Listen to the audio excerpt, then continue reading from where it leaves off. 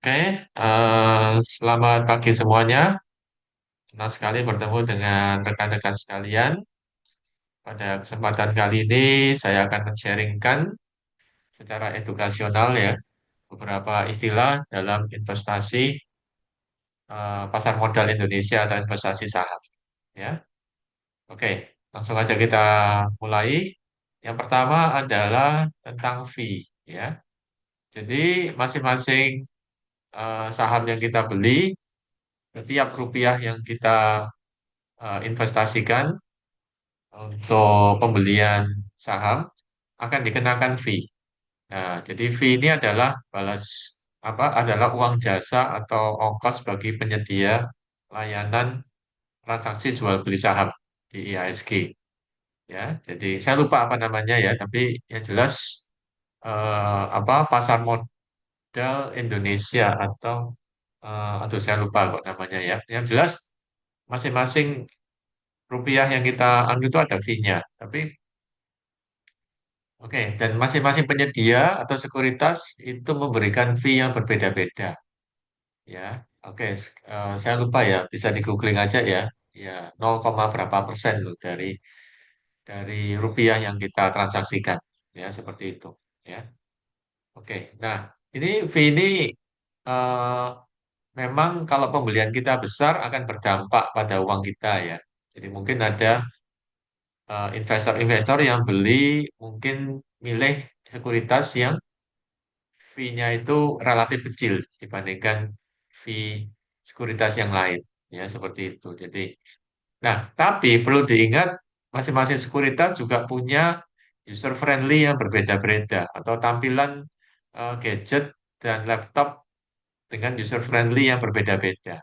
Nah, jadi contohnya mungkin saya pilih sekuritas A, memang fee-nya lebih kecil, tapi tampilannya nggak user friendly. Nah, ada sekuritas B yang tampilannya user friendly tapi fee-nya agak besar. Nah, ini ya. Nah, ini tergantung uangnya teman-teman ya. Nah, kalau uangnya teman-teman gede yang diinvestasikan besar, itu ya milih yang kita yang fee-nya rendah ya, karena pengaruh banget ya gitu ya. Itu yang terpercaya tentu saja ya, bukan yang resiko atau yang apa masuk berita-berita ya gitu. Nah, nah, tapi kalau uang kita relatif kecil, ya, nah relatif kecil, maka pilihlah sekuritas yang menurut saya tampilan user friendly-nya teman-teman enak gitu ya. Nah, bisa lihat sendiri ya, saya nggak menyebut nama, gitu ya. Nah, seperti itu ya, jadi fee. Nah, sejauh ini itu tadi saya lebih condong ke yang tampilannya user friendly karena selain bisa untuk edukasi juga kita juga bisa lebih enak ya lihatnya ya. Oke, bahkan ada fitur-fitur yang macam-macam yang teman-teman bisa manfaatkan ya seperti itu. Oke ya, kurang lebihnya seperti itu. Oke. Kemudian yang kedua yang akan saya bahas di sini adalah nah, ya. Nah, ini yang penting ya. Jadi penggunaan dari uang dingin. Nah, ini penting, penting banget ya. Nah, penggunaan dari uang dingin. Ya, saya scroll ke bawah. Nah, ya, jadi akan jauh lebih baik ya. Akan jauh lebih baik kalau dana yang kita investasikan adalah uang dingin. Jadi uang dingin itu maksudnya bukan uang dapur ya, bukan uang harian, bukan uang untuk bayar rekening atau bukan uang yang akan kita pakai dalam jangka waktu dekat gitu ya. Ya, tapi uang lebih. Nah, ini akan lebih baik ya. Nah, itu teorinya ya, tapi prakteknya memang susah ya. Karena kadang kalau apalagi bagi yang mereka sudah terampil ya, skill ya, udah edukasinya udah tinggi, skillnya udah tinggi dalam hal ini, ya susah. Kadang mereka pakai uang uang jangka pendek yang mereka pakai karena mereka yakin akan mendapatkan keuntungan jangka pendek. Nah, itu beda, beda apa? Beda, beda hal, ya kan? Yang saya jelaskan di sini kan dari sisi edukasinya. Berarti ya saya harus menampilkan bahwasannya gunakan uang dingin atau uang lebih, ya kan? Seperti itu. Kemudian paragraf berikutnya yang akan kita bahas adalah dua jenis investor. Ya ini itu sudah saya jelaskan tadi ya. Di kelas tadi sudah saya jelaskan. Bahwasanya dua jenis investor di sini adalah trader sama investor. Ini beda ya, beda waktu ya, beda beda waktu eksekusi ya. Jadi eksekusi jual belinya kalau trader itu cepat ya kan. Jadi mungkin dalam harian, mingguan atau bulanan dia bisa eksekusi ya. Eksekusi artinya jual atau beli. Ya cepat gitu ya. Ya tentu saja ini kan juga menguntungkan sekuritas, sekuritas dan penyedia jasa ini jual beli ya. Ya, ini ya. Jadi nah itu dan trader. Nah, tapi bagi yang investor ini jual belinya jangka panjang, ya kan? Jual belinya jangka panjang dan dia mental juga beda. Jadi mental dia sebaiknya dia nggak perlu lihat tiap hari ya. Jadi mungkin tiap minggu atau tiap bulan aja dia lihat ya. Nah, karena kalau dia lihat tiap hari maka pengaruh pada mentalnya ya. Jadi misalnya dia yakin ini akan tumbuh berkembang jadi multi bagger ya dalam beberapa tahun ya. Tapi saat ini masih merahnya masih dalam ya.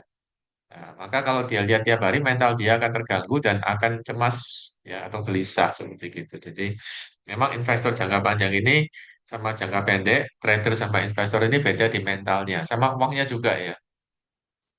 Kalau investor jangka panjang tentu saja harus siap uang dalam jumlah lebih banyak, ya kan? Tapi kalau trader itu siapapun bisa ya dan uang yang relatif kecil juga bisa. Ya, tapi resikonya juga beda juga ya seperti itu. Ya, jadi ini nggak bisa kita ngomong ini perspektif masing-masing orang bisa beda seperti itu. Ya, ya. Tapi yang perlu teman-teman eh, para mahasiswa tahu istilah trader itu yang eksekusi jual belinya harian, mingguan atau bulanan. Ya, tapi kalau investor itu bisa biasanya istilah yang mereka yang eksekusi jual belinya tahunan.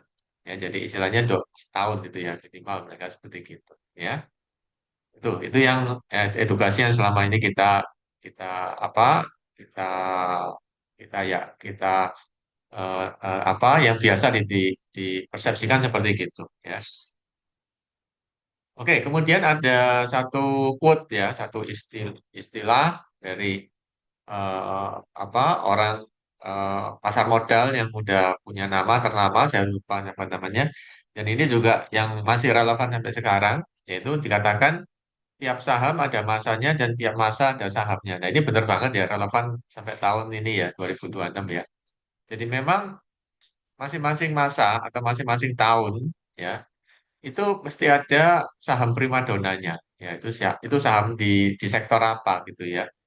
Nah, jadi nggak bisa kita bilang, oh kalau saham perbankan itu selalu jadi primadona terus tiap tahun, nggak bisa. Tapi mungkin lebih aman ya seperti gitu. Terus nggak bisa kalau sektor apa sektor eh, consumer goods itu selalu terus-terusan dia langsung beggar terus atau itu nggak bisa ya. Jadi memang masing-masing masa. Contohnya seperti tahun 2026 ini, saya rasa yang menjadi primadona adalah saham-saham perusahaan tambang ya. Nah, khususnya tambang logam mulia mungkin ya seperti kita ada tambang-tambang yang lainnya itu. Jadi dan tidak bisa mungkin oh ini akan terus selamanya sampai 5-10 tahun ke depan ya nggak ada yang tahu ya. Tapi itu tadi secara edukasi masing-masing saham ada masanya dan tiap masa pasti ada sahamnya pas begitu. Oke. Nah, kemudian ada juga istilah yang namanya analisis teknikal atau analisis grafik ya. Nah, analisis teknikal, analisis grafik yang saya tahu adalah biasa dipakai oleh trader, ya mereka-mereka yang jangka pendek, ya itu yang biasa pakai analisis teknikal atau analisis grafik, ya. Saya secara jujur tidak paham, ya, tidak paham dengan analisis ini, ya tidak begitu paham. Ya, saya lebih condong ke analisis fundamental atau analisis jangka panjang yang menggunakan analisis rasio dan juga laporan keuangan, ya seperti itu. Kemudian alinea berikutnya yang akan kita bahas adalah efek mental, ya. Nah, efek mental. Jadi kenapa analisis atau investasi saham dinamakan investasi yang beresiko? Nah, karena adanya efek mental, ya. Beda dengan deposito ya, yang kita yakin kita pasti akan mendapatkan sekian, ya kan? Nah, efek mental tersebut biasanya dikena oleh mereka-mereka yang tidak menggunakan uang dingin, ya, atau tidak menggunakan uang lebih, ya kan? Nah, saya yakin di tahun 2026 ini sulit ya, atau perkiraan saya, ya, tulis komen kalau saya salah, perkiraan saya banyak dari para shareholder yang tidak menggunakan uang dingin. Nah, ini ya, ini ya, jadi bisa menjadi bahan penelitian ya buat para mahasiswa. Nah, jadi karena mereka tidak menggunakan uang dingin, jadi mereka susah ya untuk menerima kekalahan ya, seperti itu ya. Iya kan? Jadi yang dipakai uang jangka pendek ya. Nah, mungkin saya adalah salah satunya ya gitu ya. Nah, jadi susah menerima kekalahan gitu ya. Oh, saya lagi butuh ini. Kenapa kok saat ini lagi jeblok gitu ya? Susah ya seperti itu. Jadi yang kenapa dinamakan resiko seperti itu. Jadi makanya baiknya baiknya ini, tapi mungkin jarang juga orang yang seperti gini. Kalau kita masuk ke pasar modal, baiknya uang lebih aja atau uang jangka pendek, uang jangka panjang yang uang yang akan kita pakai mungkin dalam eh, apa eh, 12 bulan lagi baru kita pakai. Nah, itu mungkin nggak apa-apa ya, atau 12 bulan lagi ya baru perlu, atau mungkin uang yang betul-betul lebih ya, kita nggak tahu harus diapain ya. Ya, oke ya, itu teorinya seperti gitu. Oke, kemudian hal berikutnya adalah pikiran dingin. Nah, ini yang namanya perlu banyak edukasi termasuk konten ini adalah konten edukasi ya. Jadi bukan konten menyarankan jual atau beli tertentu tidak ya, tapi saat ini adalah konten edukasi ya. Ya, jadi pikiran dingin. Nah, ini ya, jadi pikiran dingin yang jadi bukan karena terburu-buru, bukan karena terdesak atau karena desakan. Ya itu tadi ya, makanya bisa jadi nggak benar karena oh saya lagi butuh duit sekarang ya, ini saya jual aja sekarang apapun kondisinya. Nah ini ya.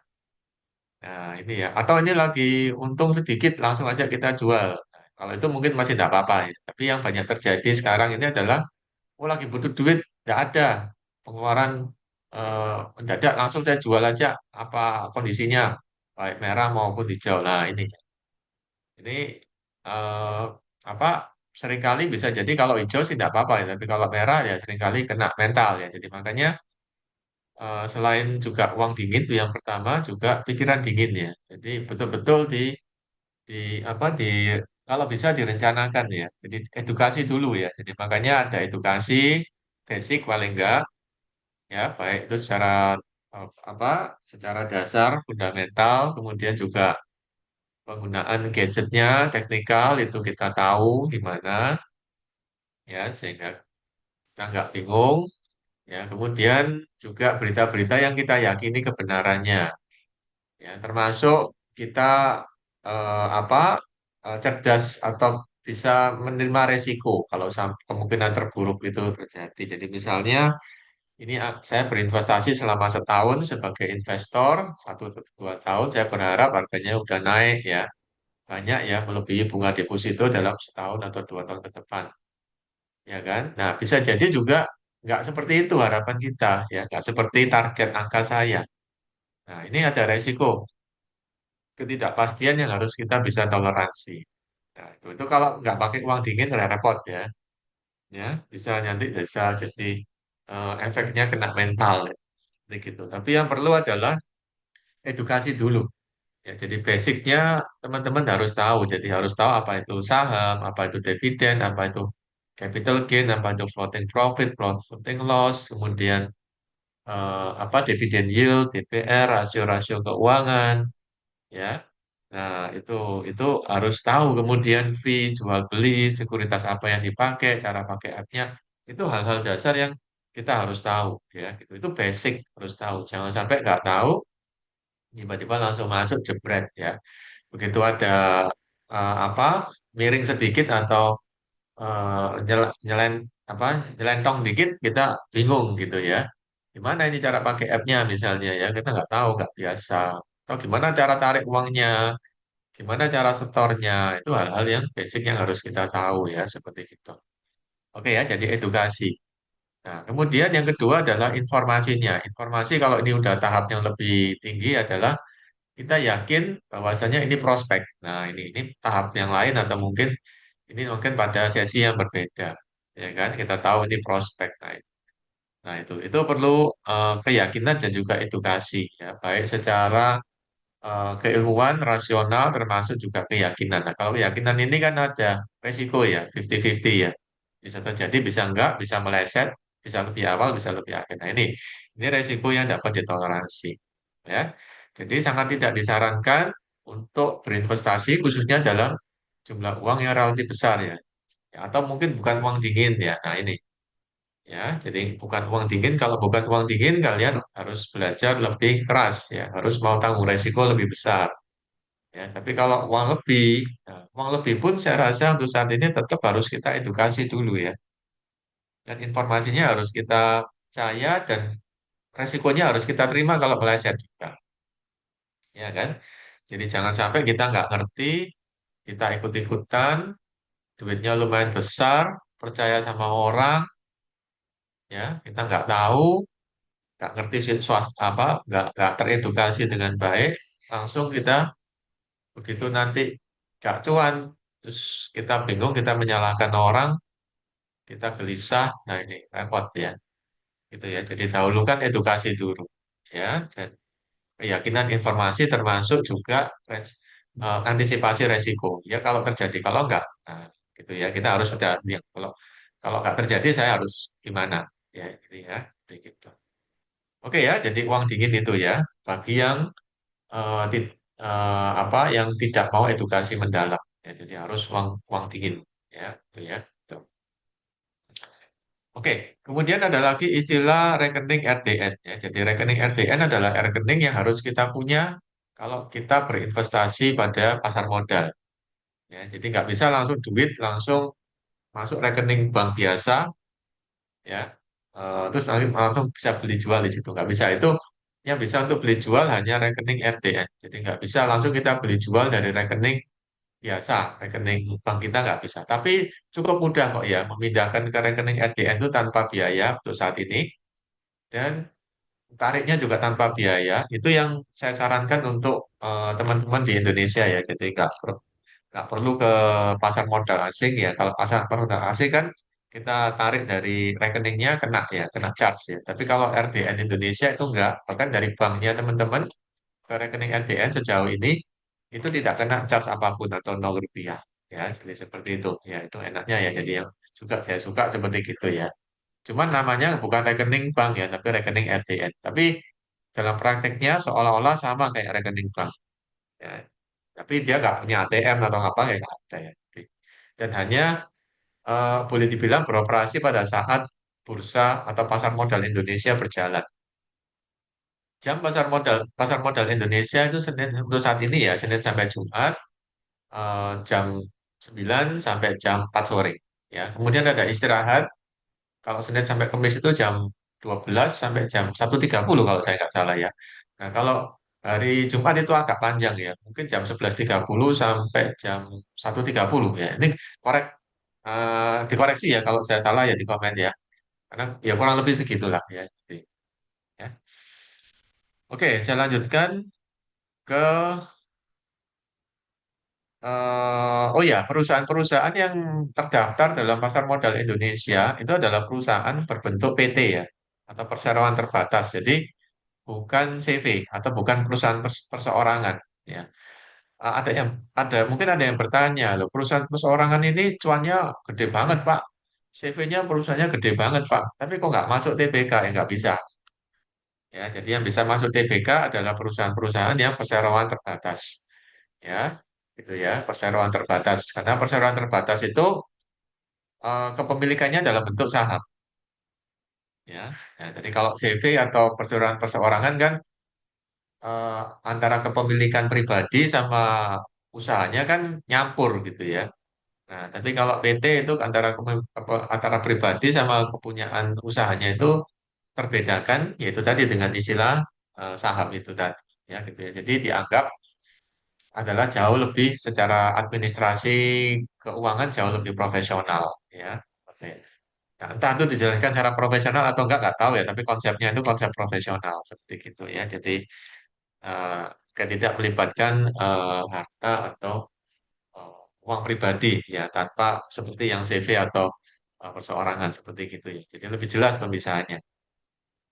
Nah, kemudian di antara PT tersebut juga bukan semua PT yang bisa menyatakan diri sebagai sebagai ini ya, ikut dalam pasar modal Indonesia enggak. Jadi mereka yang mau ikut dalam pasar modal Indonesia, ya itu PT-nya harus PT terbuka atau TBK.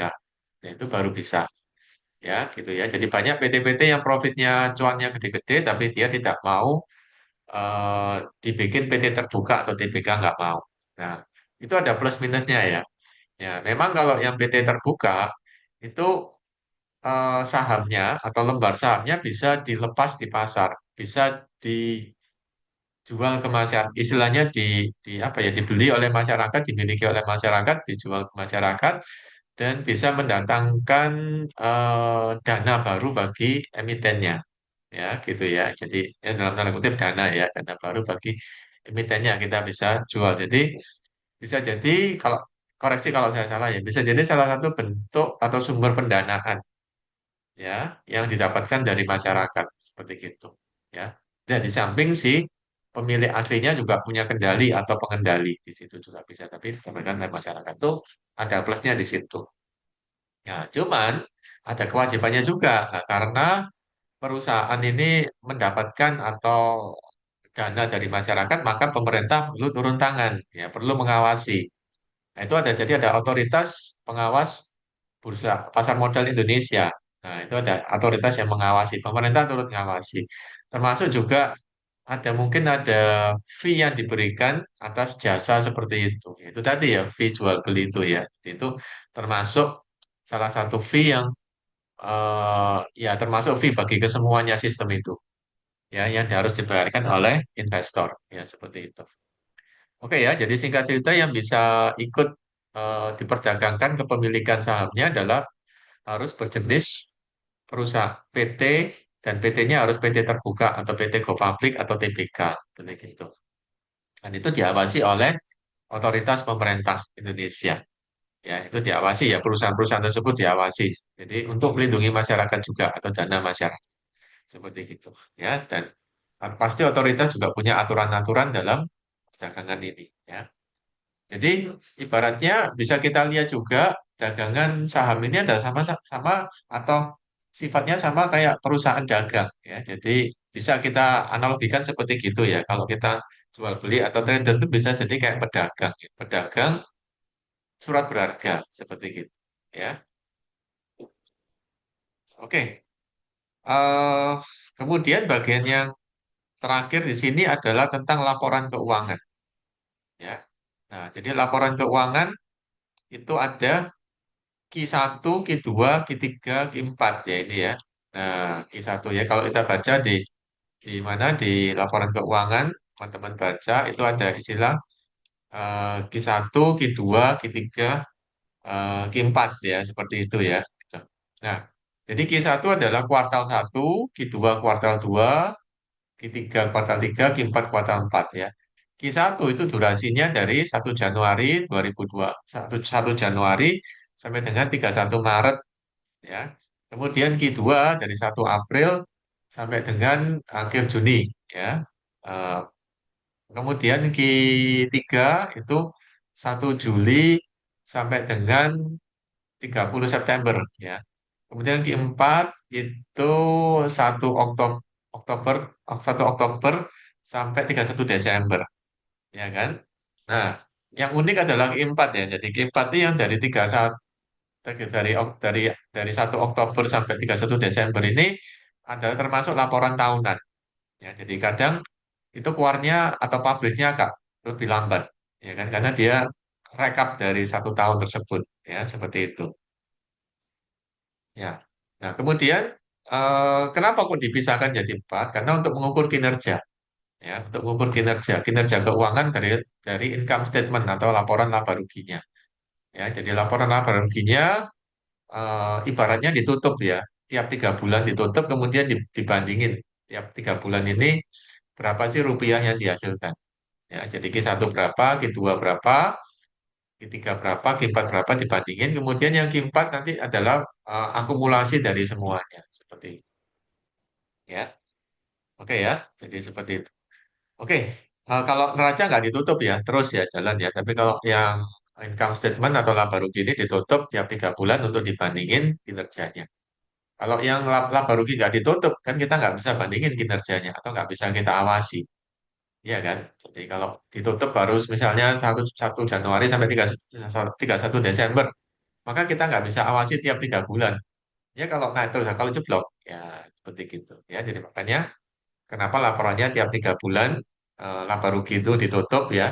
Itu tadi supaya bisa diawasi tiap 3 bulan rupiah yang dihasilkan berapa tiap 3 bulan itu, makin meningkat, makin menurun atau hampir sama ya seperti itu. Oke, saya rasa sampai di sini aja edukasi dari saya tentang investasi saham ini. Ya, silakan komen ya. Pasti mungkin ada beberapa yang kurang pas untuk tahun 2000 atau saat tahun 2026 ini saat ini di, di apa diulas ya. Pasti bisa dikasih komen. Nah, kalau teman-teman atau pendengar merasa terbantu dengan apa dengan konten ini, silakan didukung dengan subscribe, like, sama share, ya kan? Agar semakin banyak generasi-generasi muda atau mereka-mereka yang baru masuk ke pasar modal Indonesia yang teredukasi. Ya, jadi ini lebih pada edukasi. Ya, jadi harus punya mindset, punya edukasi. Ya, nah, kemudian juga punya mental. Nah, ini kalau mental sih agak area agak abu-abu ya. Jadi yang penting edukasinya dulu seperti itu. Oke, terima kasih dan selamat pagi semuanya. Semoga sehat selalu, ya, jaga kesehatan dan tetap kita bersyukur pada Yang Maha Kuasa. Ya, oke, selamat pagi.